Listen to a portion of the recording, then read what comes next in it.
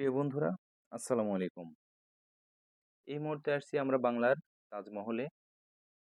পৃথিবীর প্রাচীন সপ্তাশ্চর্যের মধ্যে অন্যতম। ভারতের আগ্রার তাজমহলের মতো করে বাংলাদেশের নারায়ণগঞ্জ জেলার সোনারগাঁও উপজেলার পেরাব গ্রামে নির্মাণ করা হয়েছে বাংলার তাজমহল বা দ্বিতীয় তাজমহল। নারায়ণগঞ্জের শিল্পপতি চলচ্চিত্রকার আহসান-উল্লাহ মনি এই তাজমহল তৈরি করেন।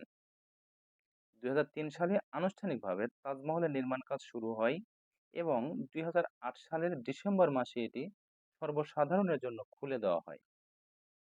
বাংলার তাজমহল নির্মাণে আসল তাজমহলের সাথে সর্বোচ্চ মিল রাখার চেষ্টা করা হয়েছে।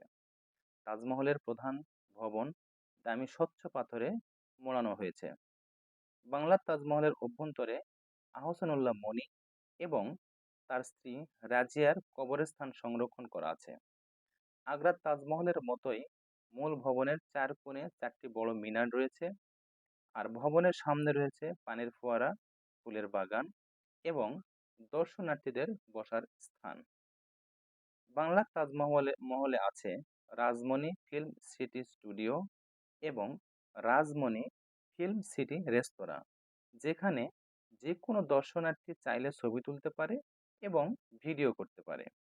বাংলার তাজমহলের কাছে নির্মাণ করা হয়েছে মিশরের পিরামিডের প্রতিরূপ, মুক্তিযুদ্ধের স্মৃতি ভাস্কর্য, ইন্দিরা গান্ধী ও বঙ্গবন্ধু শেখ মুজিবুর রহমানের স্মৃতি ভাস্কর্য, ২৫০ আসন বিশিষ্ট সিনেমা হল এবং সেমিনার কক্ষ।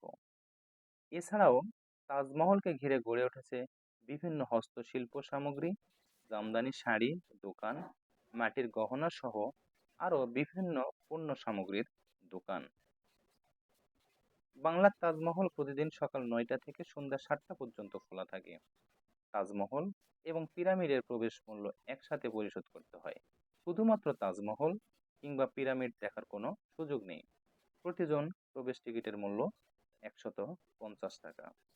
আমরা যদি আপনাদের এইখানে আসার গাইডলাইন দিতে যাই, যদি আমরা বলি এভাবে এখানে কিভাবে আসা যায়, তাহলে এভাবে আপনাদের সামনে বলা যেতে পারে।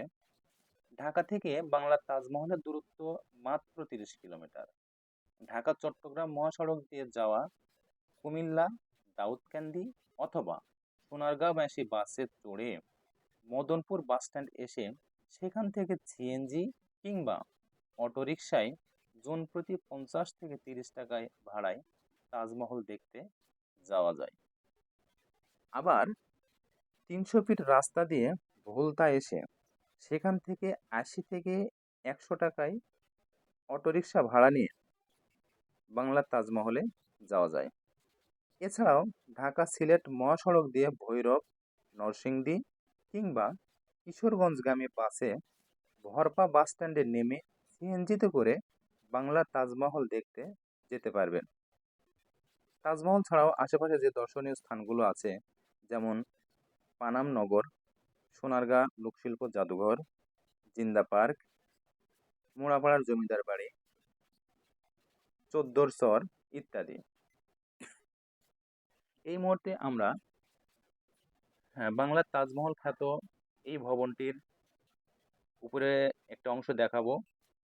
এটার যে মূল ফটক, তার চারিধারে একটা বড় আঙিনা রয়েছে, যেই আঙিনাটি অনেক প্রশস্ত এবং অনেক দামি টাইলস দিয়ে নির্মাণ করা হয়েছে।